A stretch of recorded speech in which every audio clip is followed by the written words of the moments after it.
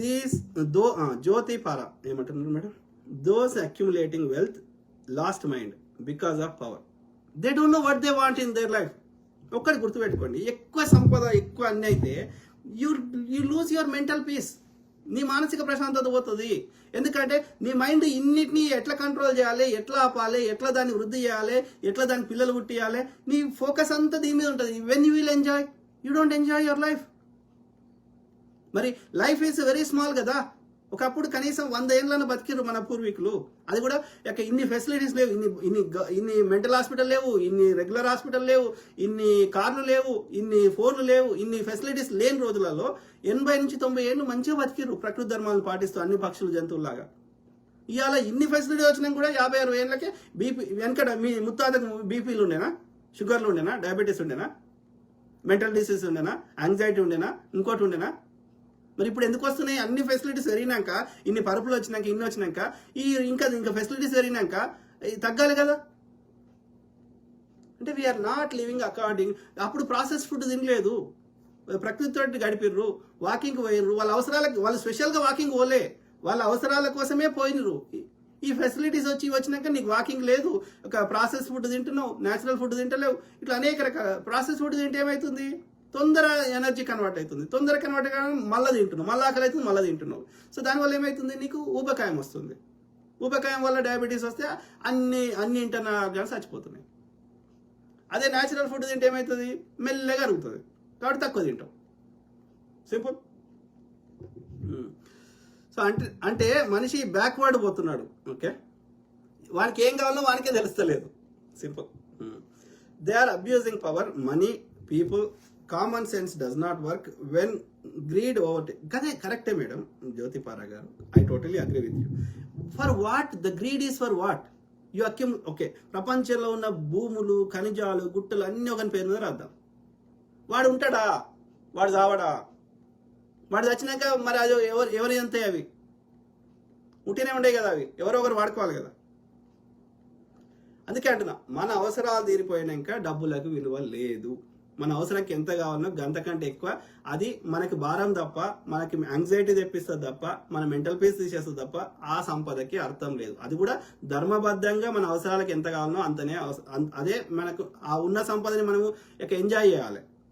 Enjoy అంటే drugs, bad habits అలవాటు చేసుకోమని కాదు, ఆ ఉన్న దాంట్లోనే మనం తృప్తిగా బతకాలి. సింపుల్.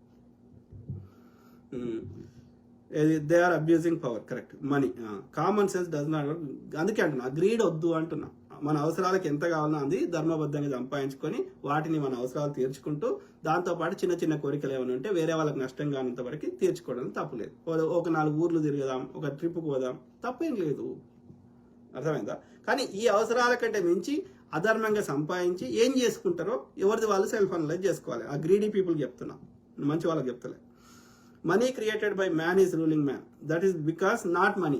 మనీ ఈజ్ చాలా మందికి ఒక తప్పు అవగాహన. అంటే ఇప్పుడు కత్తి ఉంది, అదే కత్తి అనే ఆయుధాన్ని, ఒక పనిముట్టుని ఒక డాక్టర్ ఏం చేస్తున్నాడు? సర్జరీ చేసి రోగిని ప్రాణం కాపాడుతున్నాడు. ఒక డాకు ఏం చేస్తున్నాడు? క్రిమినల్ పొడిచి ప్రాణం తీసేస్తున్నాడు. సో కత్తిలో లోపం ఉందా? ఒక చెఫ్ ఏం చేస్తున్నాడు? అదే కత్తిని వాడి వంట చేసి 100 మందికి తిండి పెడుతున్నాడు. సో కత్తి ఒకటే పని చేస్తుంది, కోసుడు దాని పని, మంట దాన్ని అంటిపెట్టుడు దాని పని. మంటని నువ్వు గుడిసెలానికి అలవెట్టడానికి వాడతావా, లేకపోతే వంట చేసుకొని అన్నం తినడానికి వాడతావా? మంట లోపం లేదు. మనం ఏమంటాం? ఆ మంట తప్పు. మంట దాని ధర్మం, అది కాలవాల్సినవి కాలవాలి, ఏది పడుతుంది కాలవద్దు. కత్తి కొయ్యాల్సినవి కొయ్యాలి, ఏది పడుతుంది కొయ్యొద్దు. కూరగాయలు కొయ్యాలి, లేకపోతే ఆపరేషన్ చేస్తే ఆ ఆపరేషన్ కావాల్సినవి కొయ్యాలి. అంటే నేను ఏమంటున్నా, ఆ వస్తువులలో లోపం లేదు. దాన్ని కొన్నిటి కోసం క్రియేట్ చేయబడ్డాయి, కొన్ని మెడిసిన్గా క్రియేట్ చేయబడ్డాయి, కొన్ని ఇంకో దానికి క్రియేట్ చేయబడ్డాయి. కాబట్టి వస్తువులలో లోపం లేదు, వాటిని వాడేటువంటి వాడి బుద్ధి లోపం ఉంది.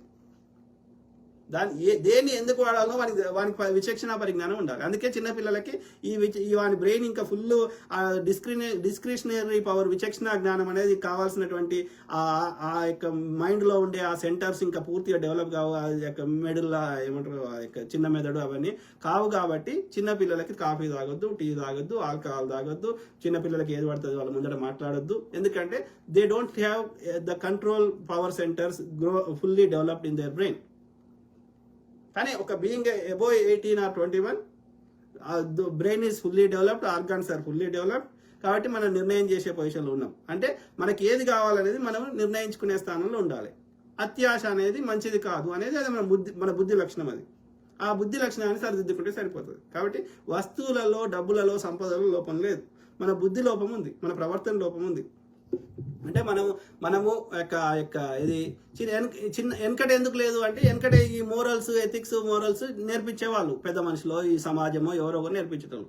ఇలా ఎవరు పెద్ద మనిషో ఏందో తెలుస్తలేదు కాబట్టి ఎవరిది వాళ్ళు సెల్ఫ్ అనలైజ్ చేసుకోవాల్సిన పరిస్థితులు వచ్చినాయి. What is right, what is needed.